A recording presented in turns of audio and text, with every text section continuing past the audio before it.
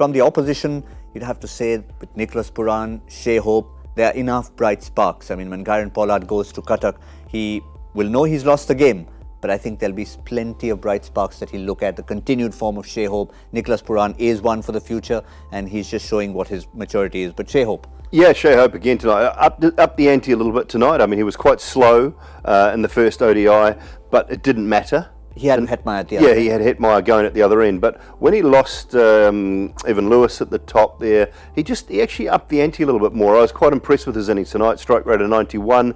Yeah, it needed a Hetmeyer and a Pooran and Pollard all to come off. And he could have been going at 91 to 95 tonight if he'd made 70, 80 and done that. If those three all come off, they're all going to strike well in excess of 100.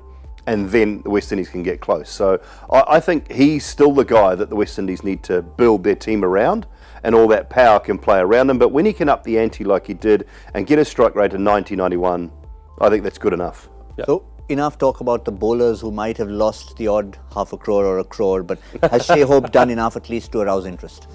I think he has. And you know, what I'd like to see is Shai Hope exactly as the kind of batsman who, say, if you take a Rajasthan or somebody who plays on slightly more dodgy pitches, to say he's the guy who's going to hold up one end, because you know you're going to be in situations where you're 30 for 4.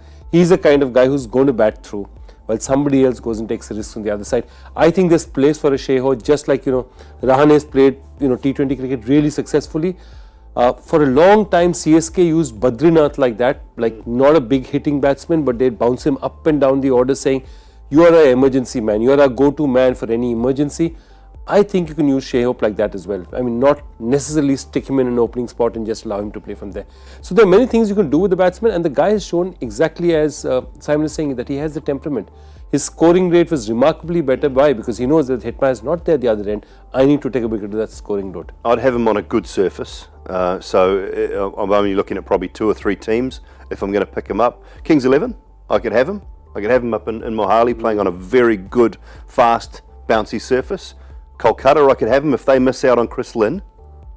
We could possibly think about... Correct. Given the fact that Narayan goes at that rate. Narayan goes anyway. We know they're going to buy Owen Morgan, or they're going to try and buy Owen Morgan. So, I mean, I could have Shai Hope at the top of my order in Kolkata. There's no issue there. It's probably about the only 2. I mean, you might think about Hyderabad, but possibly not. The rest of the surfaces I don't think are going to suit him as much when the ball's coming on. Plays a short ball really well. If it's not too quick, I think it'll be all right. And he's got a 16-ball 50 in a T20 international, has Shai Hope.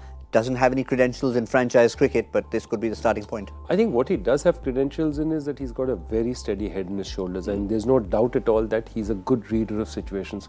And I think T20, one of the things about T20 is adapting to situations. So he's got temperament, he's got that calm head, and I think he can play this game. I think he could be really useful. Also, he seems like the kind of guy who's a good presence in the dressing room. See, the one other thing I'll tell you is, IPL coaches, it all depends on that one coach, one analyst, one captain who believes.